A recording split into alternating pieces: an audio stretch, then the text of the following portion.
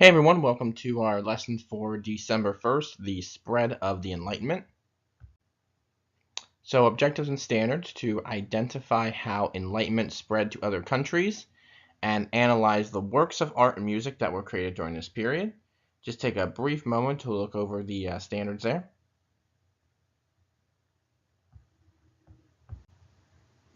And our desired result today is how did Enlightenment ideas spread around the world? Vocabulary, we have salons, large drawing rooms of social events and included in discussion of politics and ideas. Baroque is the art style of the 1600s and early 1700s, and then Neoclassical is a style of art in the late 1700s.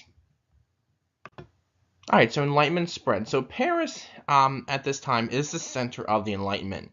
Young minds from around the world came to explore the city and discuss the Enlightenment in things called saloons, and these were typically large social gatherings, typically held by wealthy women in Paris and France, for, like we said, the brightest minds and the brightest scholars to get together and discuss politics, government, society, whatever the case may be. So Diderot and the Encyclopedia, one of the most popular saloons to attend, or salons, excuse me, to attend, was held by Marie-Therese Girofin. That's her picture there. And she is going to finance a project by Denis Diderot, who collected essays and writings by philosophers and thinkers. These collected works were then put into something called an encyclopedia. I don't know how many of you are familiar with encyclopedias today, but many years ago, encyclopedias were the way that, I can even remember as a kid in elementary school using an encyclopedia to find information before the internet was really big. But people used to have to use an encyclopedia to find information, to do a research project or something like that.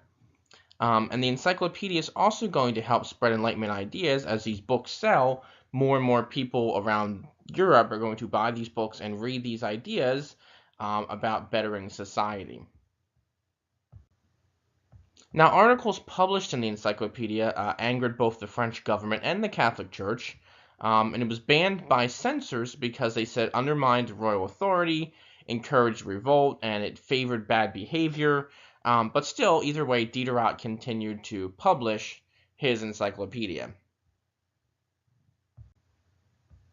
There were other ways that the Enlightenment spread. Ideas from the Enlightenment were spread all over Europe through the use of salons and the encyclopedia, but also newspapers, political songs, and pamphlets helped spread ideas as well. Also, a growing, literate middle class, so those who could obviously read more as people became more educated, were able to read more.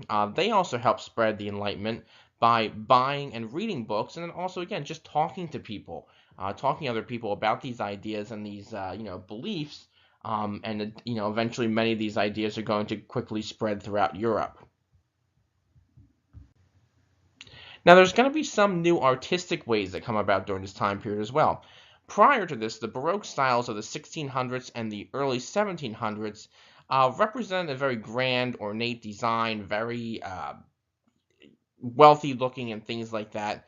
But we're going to see artists and architects begin to change that. So the Enlightenment also inspired new works of art, music, and literature, painting, and architecture. Some examples down there for you to look at.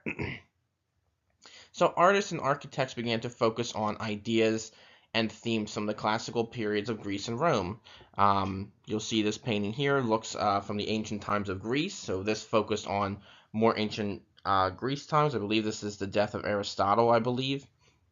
And then in terms of architecture on the right-hand side, you can see the high dome ceilings and some of the carvings on the inside of the dome there. Again, just kind of going back to classical Roman Greece styles. And this style is then going to become known as Neoclassical, and it's just more simple and more elegant.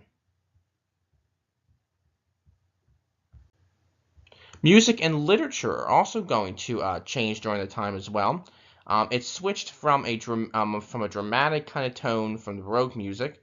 Baroque music featured composers such as Handel and Bach, contained organ music, choral music, very heavy, kind of a darker side of music. and it moves to a more lighter, upbeat, elegant style of music known as classical. It will feature composers like Franz Joseph Haydn, Wolfgang Amadeus Mozart, and Ludwig van Beethoven were very popular composers of the time.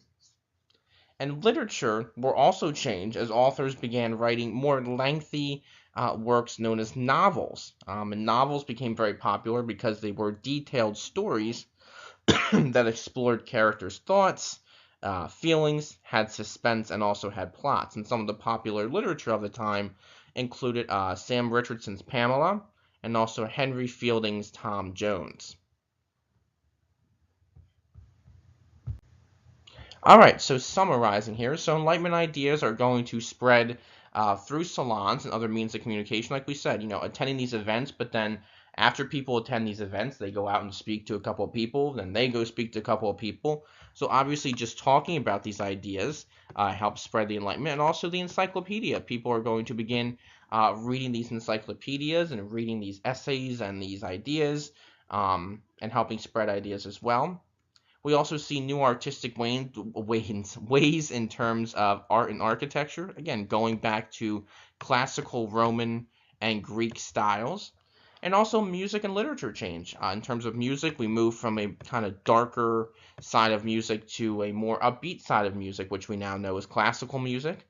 And also literature changes with the advent of the novels, where people begin to get the inner thinkings and inner emotions of characters and stories as well.